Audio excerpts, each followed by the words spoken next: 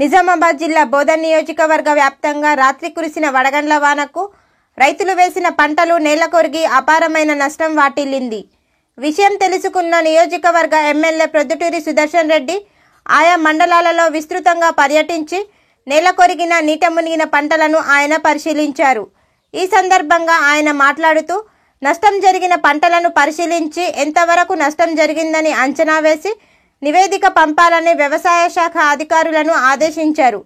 రైతులు ఆందోళన చెందవద్దని, అన్ని విధాలుగా రైతులను ఆదుకునే విధంగా చర్యలు చేపడతామని హామీ ఇచ్చారు.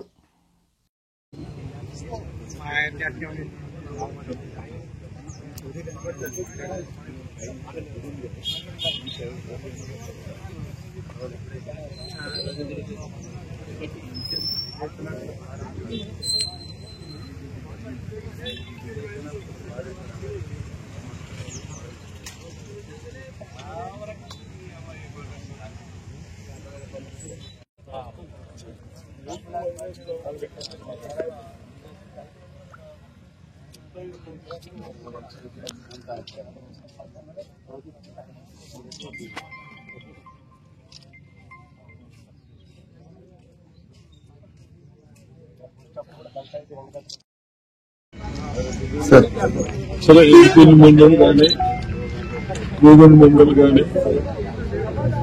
నిజామాబాద్ డిస్ట్రిక్ట్ లో ఇందులో కానీ ఇవన్నీ బాగా డ్యామేజ్ అనేది చేస్తా ఉంది.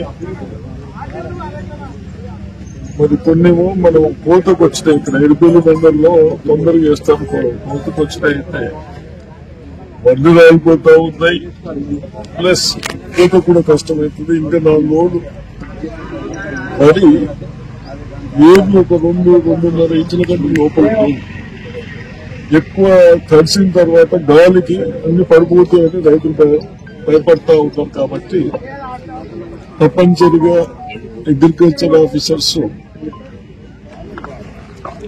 ఏ విధంగా వాళ్ళకి మనం బెనిఫిట్ చేస్తాం, ఎక్కడ ఏ పంట ఏ ఊర్లో ఎంత డ్యామేజ్ అయింది మీరు అన్ని రికార్డ్స్ చేసి పెడితే మన ఆఫీసర్లతో మాట్లాడి మనం ఏం చేయగలుగుతాం పరిశీలిస్తాం తప్పనిసరిగా.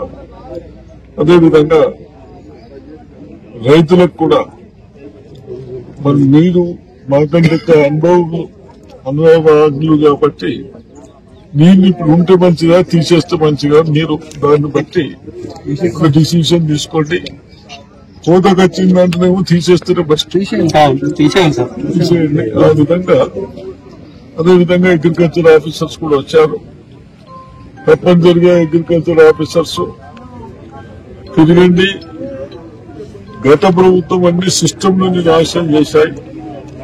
మనం ఇంతకుముందు లోన్ ఇస్తే ఇన్సూరెన్స్ కట్టిస్తుంటాం, ఆ వ్యవస్థనే పోయిందని చెప్తా ఉన్నారు రైతులు. కాబట్టి తప్పనిసరిగా ఈ 4 రోజులు 2-3 months ఆఫ్టర్ పార్లమెంట్ ఎలక్షన్ అయిన తర్వాత ఒకటి ఎక్కడ సెట్ చేసుకుంటా వస్తున్నాం. నెక్స్ట్ సీజన్ వరకు వర్షాకాలం పంటల వరకు మనం ఆ టైప్ అన్ని మీ రైతులతోని కోఆపరేటివ్ సొసైటీ రైతులతో డిస్కషన్ చేసి అగ్రికల్చర్ ఆఫీసర్లతో డిస్కషన్ చేసి ఇది ఎప్పుడు వచ్చేది మన చేతిలో పని.